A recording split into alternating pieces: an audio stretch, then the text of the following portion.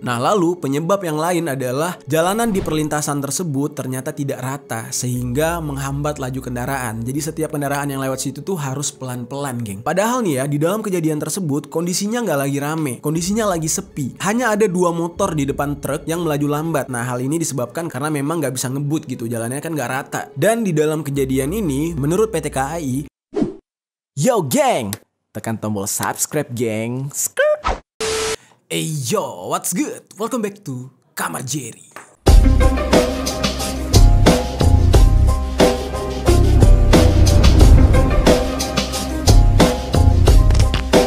Geng, baru-baru ini terjadi kecelakaan kereta api yang ngeri banget di India. Jujur sebenarnya gue pengen ngebahas nih tentang kasus ini, tapi untuk sekarang informasinya itu masih belum lengkap. So, kita bahas dulu yang lain. Ternyata nih geng, di negara kita sendiri pernah terjadi kecelakaan kereta api yang menewaskan banyak orang dan kejadiannya cukup mengerikan. Kalau sebelumnya gue udah pernah ngebahas tentang kasus tabrakan kereta api yang terjadi di Bintaro, disebut dengan kecelakaan kereta api Bintaro pertama. Yang mana itu serem banget geng. Nah, kalau kalian penasaran mau nonton, kontennya ada di sini. Untuk kali ini gue bakal ceritain ke kalian tragedi keduanya, alias tragedi kecelakaan Bintaro 2 yang juga menyeramkan. Karena tabrakan kereta api yang satu ini itu melibatkan antara KRL dengan truk Pertamina yang membawa BBM. Jadi setelah tabrakan itu terjadi kebakaran. Oke, langsung aja kita bahas tragedi yang satu ini di Permisi, peristiwa misteri dari berbagai sisi.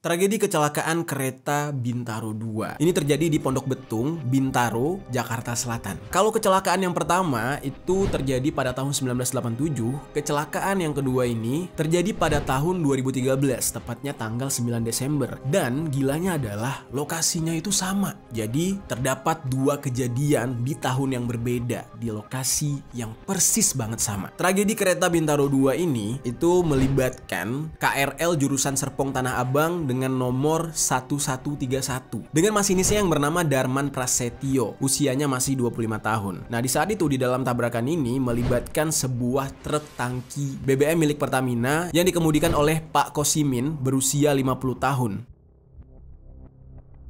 Sekarang kita masuk nih ke dalam kronologi kejadiannya.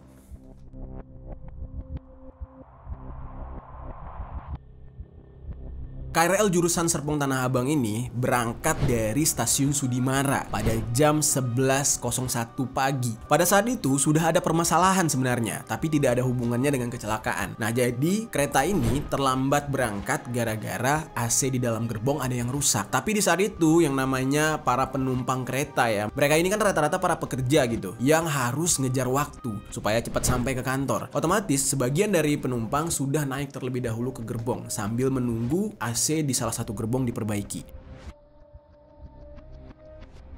Nah, akhirnya singkat cerita nih geng, AC di gerbong tersebut udah selesai nih diperbaiki. Jalanlah tuh kereta. Mereka berangkat dari stasiun Sudimara tersebut. Terus kereta ini itu mengangkat banyak sekali penumpang yang naik dari stasiun Jurangmangu dan juga Pondok Ranji. Nah, semua penumpang ini adalah para pekerja dengan tujuan Tanah Abang, stasiun terakhir. Nah, lalu jalanlah tuh kereta. Gak lama nih, baru sekitar 4 menitan. Ya kurang lebih jaraknya kayak 2,5 km lah gitu. Jadi ya masih tidak terlalu jauh dari stasiun Pondok Ranji. Dan di saat itu jam sudah menunjukkan pukul 11:15 lah. Tujuan stasiun selanjutnya adalah stasiun Kebayoran Lama. Di saat itu kereta itu melintas dengan kecepatan sekitar 57 km per jam. Ya lumayan kenceng. Lalu tiba-tiba dari kejauhan terlihatlah sebuah truk tangki Pertamina yang sudah berada setengah badan di tengah-tengah rel. Jadi truk ini ternyata dibawa oleh Pak Kosimin bersama kernet truknya yang namanya Mujiono. Terus mereka ini datang dari perlintasan kereta api di Pondok Betung atau perlintasan 57A yang terletak di kawasan Bintaro. Di saat itu truk Pertamina ini membawa sekitar 24 kiloliter bensin. Bayangin tuh, BBM bensin tuh di dalam tangki truk tersebut. Ternyata truk ini itu lolos dari palang pintu yang menandakan kalau kereta api mau lewat. Dan kondisi jalan di palang pintu tersebut sebenarnya memang agak rusak dan bergelombang-gelombang. Dan juga kabarnya palang pintu di perlintasan tersebut memang agak sedikit lamban dan juga beberapa rambu-rambunya yang sudah tua. Salah satunya contoh kayak lampu peringatannya itu udah agak burem. Terus juga ada pohon-pohon gede yang menutupi rambu-rambu tersebut. Nah, jadilah di saat itu Pak Kosimin sebagai si supir itu malah menerobos karena melihat palang pintunya belum turun 100%. Ketika dia menerobos, tiba-tiba dia terjebak lah tuh di tengah-tengah rel. Mau mundur nggak bisa, mau maju juga nggak bisa. Benar-benar terjebak gara-gara jalannya juga nggak rata. Di sisi lain, KRL yang dikemudikan oleh masinis yang bernama Darman Prasetyo ini jaraknya sudah sangat dekat. Di saat itu si masinis ini ditemani oleh asisten masinis namanya Agus Suroto, usianya 24 tahun, dan satu lagi teknisi kereta yang namanya Sofian Hadi, umurnya 20 tahun. Posisi di sini udah sangat genting nih, geng. Kereta udah sangat dekat dan melaju dengan kecepatan yang cukup kencang. Sementara truk tadi tidak juga menghindar. Di saat itu petugas perlintasan langsung turun ke jalan dan mengibarkan bendera merah untuk memperingatkan kalau akan terjadi kecelakaan. Namun kayak yang kita tahu ya, geng, kereta kan nggak bisa sembarangan terus ngerem kayak di film Spider-Man kayak gitu tiba-tiba berhenti, itu nggak ada, nggak bisa. Jadi di saat itu si masinis yang bernama Darman Prasetyo ini benar-benar berusaha sekuat tenaga untuk memberhentikan kereta api.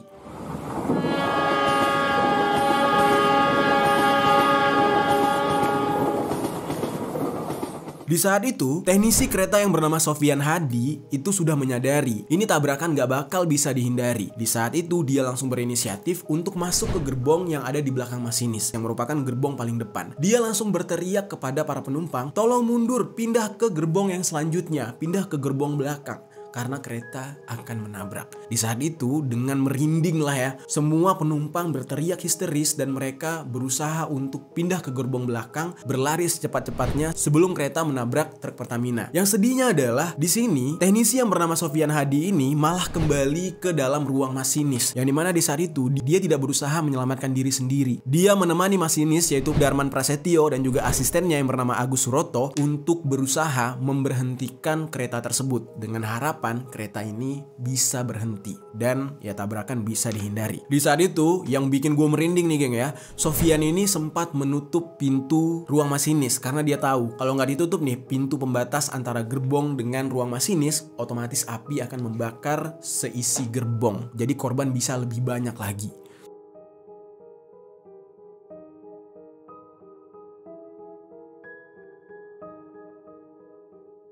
Nah, lalu pada akhirnya ketiga orang tadi nih, geng, itu sama sekali tidak berusaha menyelamatkan diri mereka dan kereta pun menabrak truk Pertamina tersebut tepat pada pukul 11.25.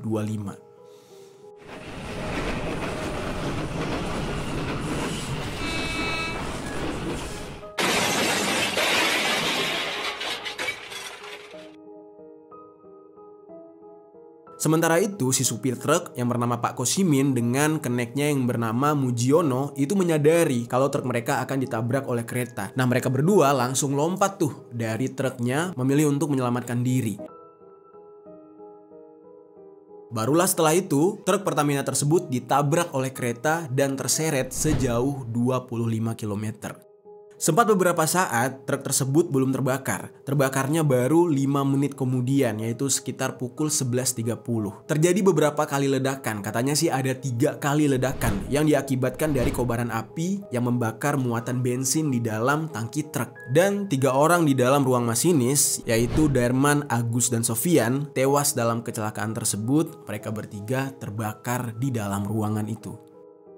Sementara si supir truk yang berhasil lompat itu mengalami luka-luka dan mereka tidak kabur sama sekali. Mereka tetap berada di lokasi tersebut. Nah, sementara itu, para penumpang yang cukup banyak itu tergencet di dalam kereta. Mereka itu berhimpitan satu sama lain karena gerbong kereta mereka itu terguling dan keluar dari rel. Dan semua penumpang di saat itu jatuh miring ke sisi kanan. Di saat itu penumpang semuanya panik, mereka mengalami luka-luka dan penumpang yang berada di gerbong paling depan sudah merasakan hawa panas yang berasal dari ledakan truk tangki Pertamina. Mereka semua berteriak histeris berusaha untuk menyelamatkan diri. Nah, di dalam kejadian ini banyak sekali para penumpang yang terinjak-injak gara-gara kondisi gerbong sudah terbalik. Nah, gerbong 1 dan 2 itu sudah terasa hawa panasnya, geng, karena kebakaran semakin besar. Lalu, beberapa petugas yang masih selamat di dalam gerbong berusaha untuk mematikan listrik di kereta agar menghindari korsleting listrik. Dan kondisi di saat itu benar-benar mengerikan. Truk Pertamina tadi sudah terbakar hangus dan ruang masinis juga sudah terbakar, kobaran apinya begitu besar serta membuat kepulan asap hitam di udara. Di saat itu, warga yang berada di sekitar lokasi itu juga langsung mengambil tindakan. Ya, yang seperti kita tahu, orang Indonesia itu kalau kejadian-kejadian kayak gini nggak bakal takut gitu ya. Langsung ambil tindakan untuk menolong. Banyak warga yang di saat itu berlarian ke arah gerbong yang masih selamat, berusaha untuk membuka pintu gerbong agar para penumpang di dalam bisa keluar. Warga di saat itu bersama-sama berusaha untuk membuka pintu-pintu gerbong dan akhirnya berhasil terbuka. Di saat itulah membludaklah para penumpang yang berdesak-desakan keluar dari pintu gerbong. Nah, warga yang rumahnya berdekatan di daerah lokasi itu langsung menyelamatkan para penumpang yang terluka. Nah, mereka diistirahatkan, diobati di rumah-rumah warga. Dan pihak pemadam kebakaran di saat itu langsung menuju ke lokasi untuk memadamkan api yang semakin besar. Dan pihak pemadam kebakaran itu membutuhkan waktu selama 2 jam untuk bisa memadamkan api di lokasi. Nah, lalu setelah api mulai padam, barulah dilakukan tindakan penyelamatan bagi korban-korban yang terjebak di dalam. Nah, ternyata di dalam kejadian ini ditemukanlah jasad 3 orang di dalam ruangan masinis, yaitu Darman Prasetyo, Agus Haryoto, dan juga teknisi yang bernama Sofian Hadi. Mereka meninggal dunia dalam posisi terjepit lokomotif kereta. Dari beberapa sumber yang gue dapatkan nih ya, total korban dalam kejadian ini itu ada yang mengatakan 6 orang. Nah, namun berangsur-angsur bertambah hingga sampai 9 orang. Jadi ada yang sempat dirawat dan meninggal di rumah sakit, geng. Lalu ada sekitar 80 orang mengalami luka berat. Dan gara-gara kecelakaan ini, lalu lintas kereta api di saat itu antara stasiun Kebayoran dengan Pondok Ranji itu terganggu sehingga kereta dari arah Merak maupun Tanah Abang tidak bisa melintasi kawasan tersebut. Dan KRL pun di saat itu tidak bisa beroperasi gara-gara aliran listriknya juga ikut terputus. Nah, baru bisa beroperasi lagi sekitar beberapa hari setelah perbaikan. Dan pasca kecelakaan tersebut, setiap kereta yang melintasi titik kecelakaan terjadi itu mulai diperlambat. Jadi kereta-kereta yang melewati titik tersebut hanya boleh dengan kecepatan 5 km per jam. Dan yang menyedihkannya adalah setelah kecelakaan yang mengerikan tersebut, barulah pemerintah menutup permanen palang pintu agar tidak adanya lagi kegiatan lalu lalang di atas rel tersebut. Dan Pemprov DKI di saat itu membangun jalan layang untuk mencegah kecelakaan berulang. Jadi dibuatkanlah kayak jembatan gitu ya, dan mulai diresmikan pada tahun 2018 lalu.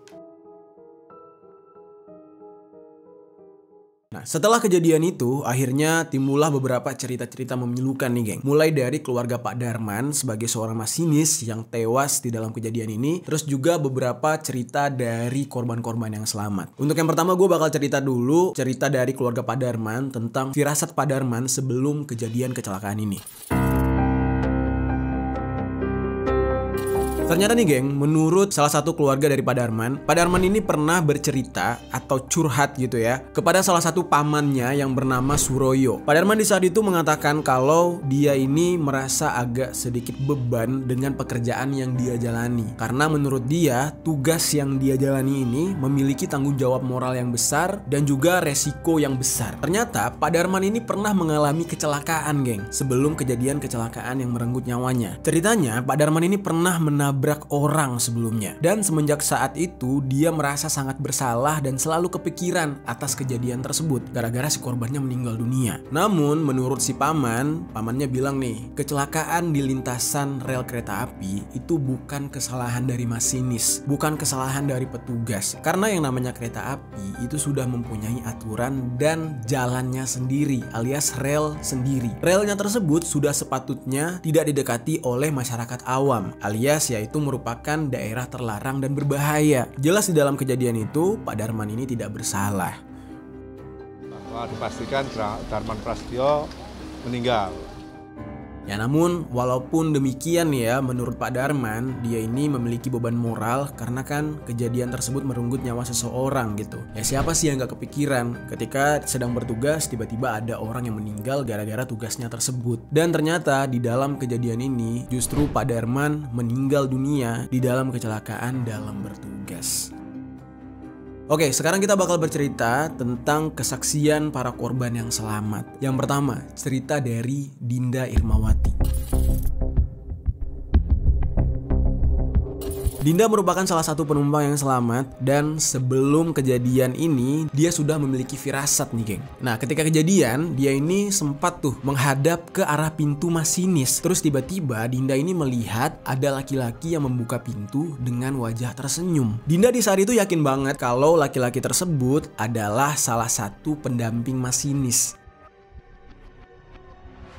Nah, kejadian ini terjadi sesaat sebelum kecelakaan terjadi. Di saat itu Dinda mau mendekati ruangan lokomotif tempat masinis berada. Tapi gara-gara dia lihat laki-laki tersebut tersenyum, dia tertegun, terdiam, dan mengurungkan niat untuk menuju ke dalam ruang lokomotif tersebut. Dan beberapa saat kemudian, Dinda ini tersadar gara-gara suara ledakan yang sangat kuat, yaitu suara tabrakan kereta dengan truk Pertamina yang membawa BBM. Dinda ini sempat melihat kobaran api masuk ke dalam gerbong kereta. Dia hanya bisa berteriak bersama penumpang wanita yang lain. Dan di saat itu, Dinda hanya bisa berucap Allahu Akbar katanya. Dan dia mencoba untuk berlari dan sempat menginjak penumpang lain yang terjatuh. Nah, Dinda saat itu tidak bisa memperdulikan keadaan walaupun orang yang dia injak ini sudah meminta tolong. Nah, dia tetap berusaha untuk memegang besi yang ada di atas gerbong kereta untuk menyelamatkan diri sebelum akhirnya dia terselamatkan oleh warga yang berhasil membuka pintu gerbong kereta. Di saat itu yang mengerikannya adalah Dinda ini adalah orang ketiga yang berhasil keluar dari gerbong dan dia di saat itu meninggalkan semua barang-barangnya di dalam gerbong kereta dan bahkan kondisi Dinda benar-benar mengerikan. Jadi setengah rambutnya itu geng udah mulai terbakar. Nah namun syukurnya Dinda di saat itu berhasil selamat. Saya bilang pecahin itu kaca, kita harus keluar melalui karena saya tahu itu otomatis pasti nggak bisa terbuka. Kita ke cerita yang kedua, cerita yang berasal dari korban yang bernama Monica Astrigila. Monica ini adalah seorang karyawan swasta yang bekerja di daerah Tendean. Dan tidak seperti biasanya, Dinda ini diminta oleh bosnya untuk masuk lebih pagi. Nah, karena takut terlambat, dia langsung menuju ke stasiun jauh lebih pagi lagi. Nah, namun seperti yang kita tahu ya, di saat itu kereta sempat berhenti sebentar karena memperbaiki salah satu gerbong yang AC-nya mati. Nah, jadilah di saat itu Monica ini juga terlambat ke kantor. Nah, biasanya sehari-hari Monica ini selalu turun di stasiun Palmerah, kemudian baru lanjut naik ojek menuju ke kantornya. Nah, jadi waktu yang harus ditempuh oleh Monica ini ke kantor kurang lebih 1 jam lah gitu. Setiap dia naik kereta, dia selalu memilih gerbong wanita, yang mana seperti yang kita tahu gerbong wanita itu adalah gerbong utama yang paling depan dan gerbong paling belakang. Pokoknya gerbong wanita itu adalah gerbong paling ujung lah. Cuma kebetulan aja gerbong wanita di saat itu sangat penuh dan sesak. Jadi akhirnya dia memilih gerbong yang lain. Beruntunglah bagi Monica di hari itu, karena di dalam kejadian tersebut ketika dentuman terjadi, Monica menyadari kalau kecelakaan ini menyebabkan kebakaran. Karena di dalam gerbong Monica itu sudah tercium bau asap yang sangat pekat. Nah, Monica ini sempat berlarian menuju ke gerbong lain. Dan di saat itu berdesak-desakanlah semua penumpang dan dia sempat terhimpit dan bahkan menginjak salah satu penumpang. Sampai pada akhirnya dia berusaha untuk lolos dari gerbong tersebut dan melihat ada salah satu pintu gerbong yang sudah berhasil dibuka oleh warga. Dan di saat itulah Monica berhasil keluar paksa dengan kondisi badannya yang terluka parah. Dan setelah turun dia sempat menyaksikan ada beberapa penumpang yang sempat terbakar tubuhnya namun masih bisa selamat. Kejadian ini benar-benar mengerikan geng. Akhirnya pihak pemerintah melakukan penyelidikan pasca ledakan. Penyelidikan ini dilakukan oleh pemerintah untuk menemukan penyebab utama terjadinya kecelakaan dan ini dilakukan oleh Komite Nasional Keselamatan Transportasi atau KNKT yang berupa pemaparan fakta berkaitan dengan kecelakaan kereta api Bintaro ini. Dari hasil investigasi KNKT itu ada beberapa penyebab ya terjadinya kecelakaan ini. Salah satu yang paling utama menjadi fokus pihak investigator KNKT adalah palang pintu dari arah Tanah Kusir itu menutupnya jauh lebih lambat dibandingkan palang pintu dari dari arah Ceger. Sehingga di saat itu bagi pengendara-pengendara nakal itu bakal menerobos. Salah satunya adalah truk Pertamina yang dikemudikan oleh Kosimin dan Mujiono. Jadi ketika diukur nih ya, ketika jarak kereta sebenarnya sudah sangat dekat dan tidak mungkin untuk ngerem lagi gitu ya, jalan yang melintasi rel kereta api tersebut, palang pintunya itu masih dalam kondisi setengah terbuka. Otomatis itu memancing para pengendara untuk nerobos. Ya, beruntung bagi yang bisa nerobos dan lolos. Untuk sekelas truk tangki, itu kan berat banget ya. Otomatis itu cukup effort untuk melewati rel tersebut dengan kondisi jalan yang bergelombang. Jadilah di saat itu, truk tersebut tersangkut. Dan menurut beberapa saksi mengatakan, justru di saat kecelakaan tersebut terjadi, malah palang pintu tersebut dalam kondisi yang terbuka. Pintu kan udah ditutup, tapi pintunya ini kan nggak bisa bareng nutupnya. Nah, namun menurut salah satu petugas penjaga palang pintu, itu sengaja tuh palang pintu tersebut tidak ditutup lagi karena mereka sudah melihat truk tersebut sudah berada di tengah. Jadi sengaja dibuka supaya si truknya bisa mundur. Nah, tapi ternyata truk tersebut tidak mundur gara-gara si supirnya sudah keburu panik katanya. Dan si supirnya langsung lompat dari truk tersebut. Jadi truknya ditinggalin di situ. Padahal si petugasnya sudah membiarkan tuh palang pintu terbuka. Kalau si truk tersebut mau mundur tidak terhalang oleh palang. Nah, lalu pihak KNKT juga mencoba untuk ngecek kondisi rambu di perlintasan tersebut. Nah, ternyata ditemukan warna rambu-rambu di sana sudah dalam kondisi buram, termasuk jarak, fungsi, dan juga penempatan rambu yang tidak tepat katanya. Dan menurut keterangan si supir juga, mereka tidak melihat adanya rambu. Karena kondisi di saat itu, rambu-rambu tersebut terlihat seperti tidak menyala. Terus menurut keterangan si supir truk yang bernama Kosimin, dia mengira kalau kereta itu udah lewat katanya. Gara-gara nggak kelihatan nih relnya terhalang sama pepohonan yang tinggi-tinggi. Nah, lalu penyebab yang lain adalah jalanan di perlintasan tersebut ternyata tidak rata sehingga menghambat laju kendaraan. Jadi setiap kendaraan yang lewat situ tuh harus pelan-pelan, geng. Padahal nih ya, di dalam kejadian tersebut kondisinya nggak lagi rame, kondisinya lagi sepi. Hanya ada 2 motor di depan truk yang melaju lambat. Nah, hal ini disebabkan karena memang nggak bisa ngebut gitu, jalannya kan nggak rata. Dan di dalam kejadian ini, menurut PT KAI, di saat kecelakaan masinis itu baru dapat melihat truk tersebut dalam jarak 107 meter karena lintasan yang melengkung katanya. Jadi kayak belokan gitu, kan belum kelihatan apa-apa ya, kecuali kalau treknya lurus gitu. Relnya lurus ya dari jauh udah ada tuh kan kelihatan ada mobil di sana. Tapi kan kalau belokan ya otomatis nggak kelihatan sebelum belokan tersebut dilewati. Dan menurut PT KAI, masinis sudah berusaha ngerem sebanyak 2 kali, tetapi hasilnya nihil. Tabrakan tidak bisa dihindari. Dan PT KAI juga menjelaskan jarak yang dibutuhkan untuk berhenti total itu adalah saat masih jarak 235,4 meter. Jadi ya kalau misalkan sudah terlalu dekat udah pasti nggak akan bisa berhenti itu kereta. Nah, lalu atas tindakan heroik yang dilakukan oleh Darman, Agus, dan juga Sofian untuk mencoba menyelamatkan penumpang, akhirnya nama mereka diabadikan oleh PT KAI. Nama Darman itu diabadikan sebagai nama Balai Pelatihan Teknik Traksi BPTT di Yogyakarta. Lalu nama Agus diabadikan sebagai nama Balai Pelatihan Operasional dan Pemasaran atau BP Opsar yang ada di Bandung. Dan Sofian sebagai nama Balai Pelatihan Teknik Perkeretaapian atau BPTP di Bekasi. Jadi mereka bertiga ini dianggap sebagai pahlawan karena berkat mereka jadinya korban di dalam kecelakaan ini tidak terlalu banyak. Tapi sedihnya adalah justru mereka lah yang menjadi salah 3 dari korban kecelakaan ini. Nah, sementara si supir truk yang bernama Kosimin itu dijadikan tersangka atas tabrakan yang terjadi. Polisi menjerat Kosimin ini dengan pasal 311 ayat 5 Undang-Undang Nomor 22 Tahun 2009 tentang lalu lintas dan angkutan jalan, yang dimana si supir ini dianggap melakukan kelalaian yang menyebabkan kecelakaan besar dan hilangnya nyawa seseorang. Lalu PT KAI juga membuat sebuah prasasti di stasiun Tanah Abang untuk mengenang insiden Bintaro 2 tersebut. Nah, itu dia geng, kejadian mengerikan kecelakaan kereta api Bintaro. Nah, nanti selanjutnya kita bakal cerita tentang kecelakaan kereta yang ada di India yang menewaskan 200 lebih penumpang. Kalau kronologinya sudah lengkap ya geng, nanti stay tune aja, tunggu aja di episode Kamar Jerry selanjutnya. Dan untuk mengakhiri konten ini, mari sama-sama kita berdoa untuk para korban dalam kecelakaan kereta api Bintaro 2. Semoga amal ibadah saudara-saudara kita tersebut diterima di sisi yang maha kuasa. Amin ya rabbal alamin.